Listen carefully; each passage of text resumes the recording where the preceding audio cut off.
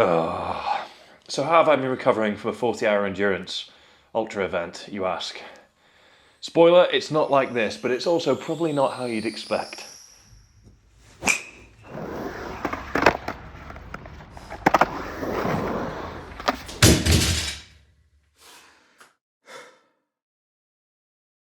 Hello everyone and welcome to another video and a rather colder than previously Scotland, as I am in head to toe winter wear at this point. It's chilly in here. I'm about to get on with an upper body session, but I am also going to break down how I've been recovering from this experience, adventure just here. I'm assuming you've seen the video at this point. If you haven't yet done so, well, why not? It's the best video we've ever produced, so do please go and watch it. And to those of you that are new around here as a result of said video, welcome. Thank you for being here. And I do hope you enjoy content in the future. So I'm going to just talk through how I've been approaching recovery for the past 2.5 weeks, the things I've been focusing on, the things I haven't been focusing on, the lessons I've learned over the years on how to approach this psychologically and physically, and ultimately a few things that you can maybe bear in mind for when your next big event comes along and you need to manage that emotional roller coaster, come down effect, post-event blues that comes with it. If you are new around here and haven't yet hit the subscribe button down below, then please do so, as it will make me do this. Cheers. And do make sure to like the video at any stage if you do enjoy it. But I'm going to crack on with an upper body session and first of all, talk to you about how I have been approaching training for the past couple of weeks.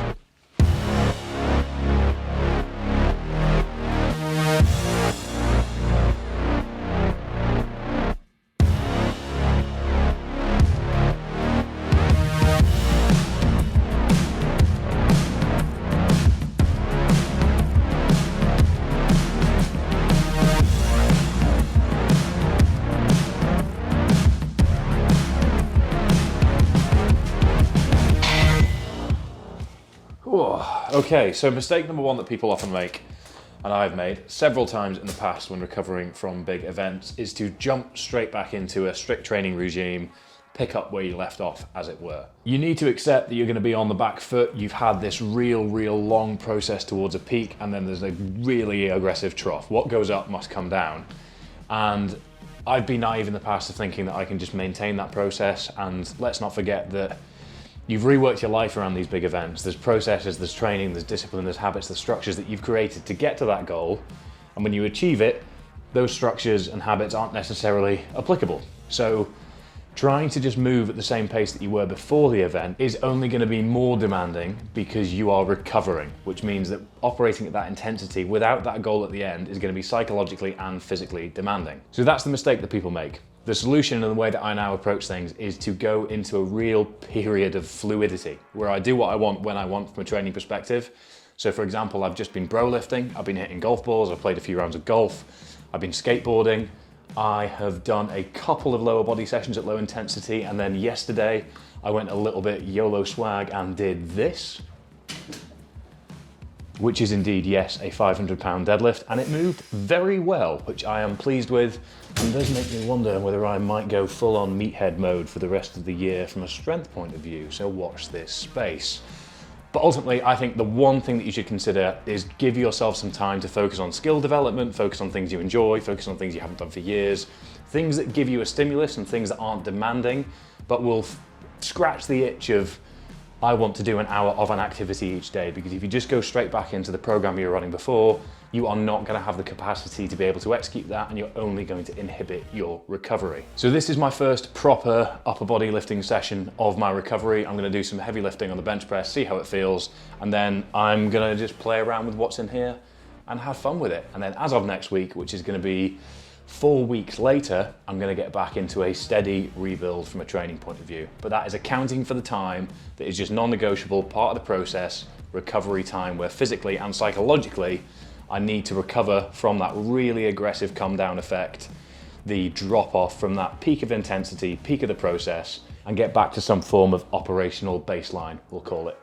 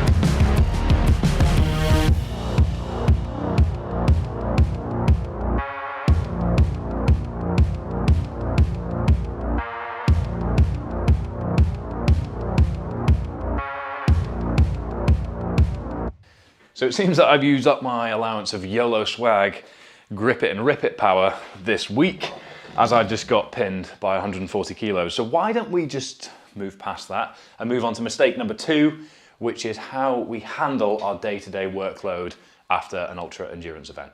Okay, so mistake number 2 that people often make, and I myself have made several times in the past, is assuming that you can just hit the ground running with your normal workload.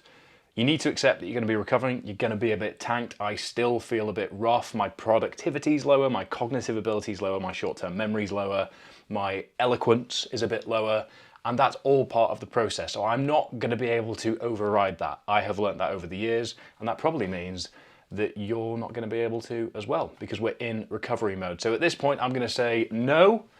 Goggins' attitude to this stuff, I firmly disagree with. Fight me in the comments about it if you want, but I'm sort of working through this from my perspective. If you have your own perspective, then please do share it in the comments down below. But how do we provide a solution to the regular workload? Whatever your line of work, whether you work for yourself, whether you work in contracted hours, there's going to be things that need to be done on a day-to-day basis at the top of the pyramid. Then there's going to be things that you can be doing, and then there's things that can wait. So if we create a hierarchy around that, whether that's writing out a to-do list the morning of or the night before, make it as minimal as possible with what needs done, because then you can get to the end of the day and feel like you've been successful, you've got everything needed to done, and anything in that second tier of can be done is a nice byproduct. It's a bonus, and you can feel happy, rejuvenated about the progress you're making, and ultimately get ahead of that recovery psychologically. The main thing I've done this time around as well is give myself a fortnight until Monday just gone, where I accepted that whenever I felt like I was struggling with work, whenever things were taking longer than I expected them to, I wasn't going to be hard on myself. I was just going to accept there was nothing I could do about it. It was all part of the recovery process. So now moving back into this week, I've got much more structured days, I've got bigger to-do lists, but ultimately I'm getting through them better without that limited productivity, cognitive ability, and everything I've mentioned thus far. The final point to make here as well is try and get something that's quite tangible that you can get your teeth stuck into. So whether that's a hobby, whether that's work related, you want something that you can create, you can work towards and has an end point. So for me,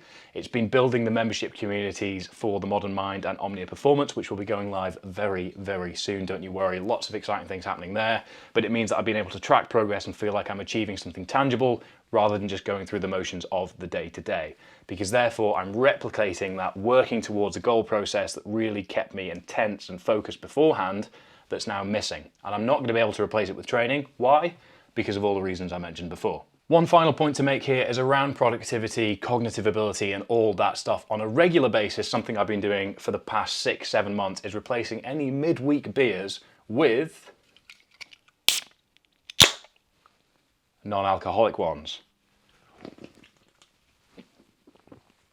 So amidst my recovery, I have been careful with my alcohol intake, and that's not to say I haven't been having any, because ultimately I'm trying to catch up with friends. If there's ever a time where I'm going to have a few beers at the weekend, etc., it is now. But during the week when I've got things that I need to do, I don't want my recovery to be further inhibited by reduced quality of sleep, by inhibited recovery, by inhibited performance, by reduced cognitive ability. So I'm replacing midweek beers with non-alcoholic ones, and these specifically are from Days, who are brewed just down the road from me, about 15 miles, sold nationwide in the UK, and provide a lager and a pale ale to scratch the proverbial itch when it comes to wanting a pint or a beer when you're cooking a stir fry or had a long day at work, that sort of stuff. So these have been a game changer for me for the past 6 to 8 months. If you would like to save 20% off your order and give Days a go, use the code here.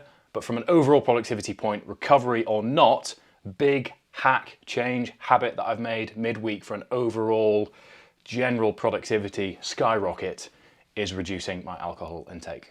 Not only are Days Brewing a sponsor of the Modern Mind podcast, which I host every second week up until this point, but excitingly, as of tomorrow, October the 3rd, it is going to 1 episode a week. For those of you that don't know, I am the host of said podcast. We explore the minds that inspire modern society and aim to provoke thought and inspire change. Available on all major podcast platforms, and the bottom link in description is where you can find it. But Days have supported the podcast for about 6 months now. Alcohol inhibits quality of sleep, it inhibits productivity, and during this recovery period, I don't want to be inhibiting anything any further than it already is. And I know what you're thinking, that probably made that 500-pound deadlift YOLO swag that you did the other day a bit silly. Yes, it was. But I'm a meathead at heart, so But that's a summary of how you can approach things from a workload perspective so that you don't end up being hard on yourself around what is ultimately a period of recovery where you just need to accept that it's part of the process. Okay, so mistake number 3 is abandoning all of the habits that usually keep you grounded. And by that I mean things like your sleeping pattern, things like what time you walk these mischievous little rascals in the morning, in the evening, your hobbies, your social interactions, all of these things don't just go into complete switch off mode because you've come from a period of total switch on mode. So you almost want to maintain some structure, some routine around the real simple, real non-demanding habits so that you can keep some sort of predictability in your day-to-day life. So for me, the big things have been walking these guys at the same time every morning, getting up at the same time every morning, which is later than it has been normally, but there's still a bit of a pattern there. I'm trying to switch off at the same time each evening. I'm trying to eat with Erin at the same time each evening. All these really routine habits, if you can create some sort of structure around them, that will help keep you grounded because it did beforehand. So to summarize the mistake, don't treat your recovery like a holiday because you're still working, you might still be training, and ultimately it means that the environment that you're in needs to feel somewhat normal, otherwise you'll feel a little bit lost potentially. Hello. So the things that I would recommend are choosing a realistic time to get up each morning. Don't get straight back into the 5 a.m. club so you can get ahead of your recovery, but just choose a realistic time to get up so that you can control your circadian rhythm. Go to bed at the same time each night, maybe get a bit more time focused on improving your quality of sleep, and that's where I've been really focused on monitoring my data from Whoop. So if you look at the data on the screen, you can see that ultimately it's not perfect, it's moving in the right direction, but the pattern is moving upwards. So I am yet to have a day in the green since the double, but I am getting there. I'm hopeful that tomorrow might be the day, but everything is moving in the right direction. So I'm using the data from Whoop to inform my decisions around what time I'm going to bed, what I'm doing before bed, what time I'm eating, the sleep supplements I'm taking, how hydrated I am. I'm just noticing patterns in my recovery so that I can make better, more informed decisions around it. If you would like to make better, more informed decisions around your sleeping patterns and general lifestyle, then you can, yes, indeed, get your first month of Whoop free with the link in the description down below. Anyway, to summarize point number 3, the low-hanging fruit, regular, predictable, familiar habits that keep you stable, grounded, and structured on a day-to-day basis, make sure to keep them there as part of your recovery, because when your cognitive ability is reduced, your training volume is reduced, your goal-driven mentality is reduced, as ultimately, I assume, a high-performing, highly driven individual, if you don't have some sort of structure to give your day things to work around, you'll probably struggle a little bit more psychologically, which might slow down your recovery, might make you feel a little bit aimless, lost, because that's ultimately how we end up thinking in the post-event blues. So try and create some simple but manageable structures around your day, but then, as I've said, with training, with workload, make sure that you're not being hard on yourself and focus on sleep, focus on eating habits, focus on real simple habits and patterns on a day-to-day basis, one step at a time, get those nailed, and before you know it, you'll be back to work feeling 100% and you'll be slinging weights over your head like a madman.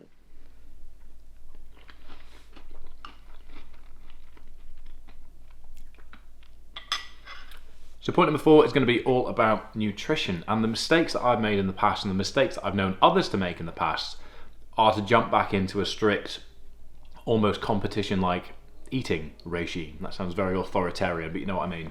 So adding those tight parameters around your nutrition as you get back to feel like you're in control, for some people might be really valuable, and please don't take everything I'm saying as gospel if you've ever suffered with disordered eating or anything like that. This is just my perspective and my experience. So the mistake I often see is people trying to be really strict. Like I've said, I'm going to get straight back to training, I'm going to get straight back to work, and that'll keep me busy.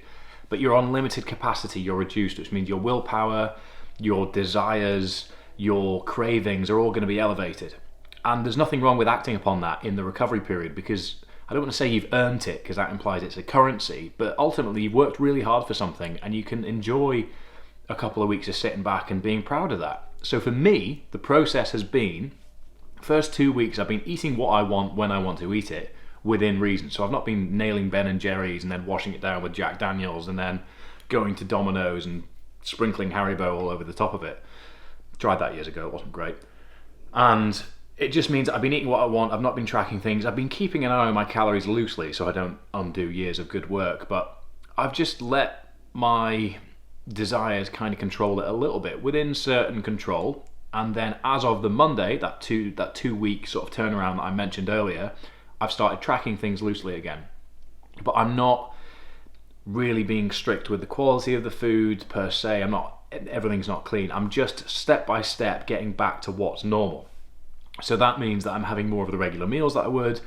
I'm eating in similar timing patterns to what I was before. And whilst yes, I am having a bowl of cereal for lunch and have eaten like a toddler for the past fortnight, I'm working my way out of that now, having made my recovery better for not being hard on myself for not acting upon the things that I wanted to eat. Because all I'm doing there is creating this negative cycle of, oh, I want to do X, or oh, this feels tough.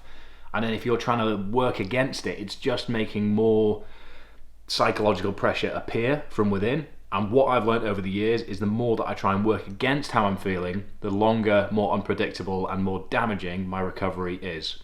Project Vertical in 2020, that took me almost 4 months to bounce back from, because I was really trying to get straight back to work, get my teeth stuck into X, Y, and Z, eat really strict, get leaner, got to get back to training, and all it did was extend my recovery to the point where I was really, really struggling to move forwards.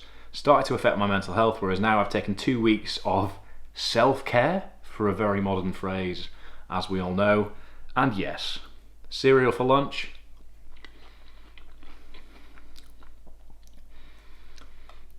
is about as refreshing as a non-alcoholic beer on a Tuesday evening. So, in summary, that's it.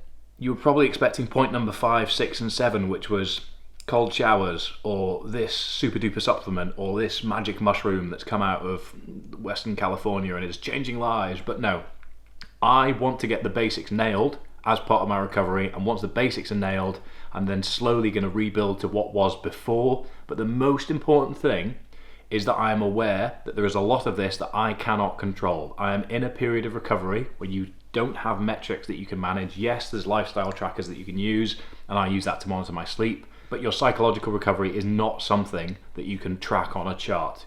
You can track it through journaling, you can track it through how you're feeling, yes, but there's going to be good days, there's going to be bad days, and the sooner that you accept that, the more control you have over that recovery, because you know your limits. Those limits are going to increase back to what they were before, but it depends on you as an individual, it depends on the scale of the event, it depends how long you were training for, it depends what it meant to you, it depends how much of a team effort it was. All of these things, you've peaked and you're coming down. So you need to slowly but surely work your way back up to that baseline and acknowledge that the best thing you can do is focus on the basics. Sleep, habits, social interaction, quality of food, amount of food, minimal training, rest, recovery, low energy demand stuff, and that's going to get you back towards there so that you can actually hit the ground running and be productive, cognitive, high performing, and move forwards.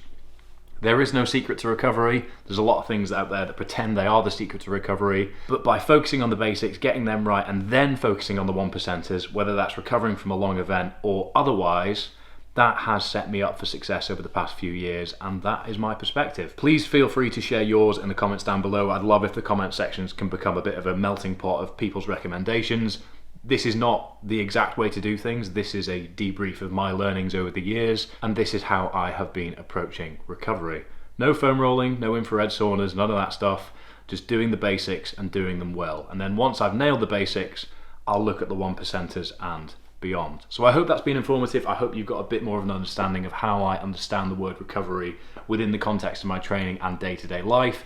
Don't forget to like the video. Don't forget to comment down below to create said melting pot. And please make sure that you've subscribed. And in a very childish send-off, I'm going to have a mouthful of Weetabix and Crunchy Nut parcels and say goodbye.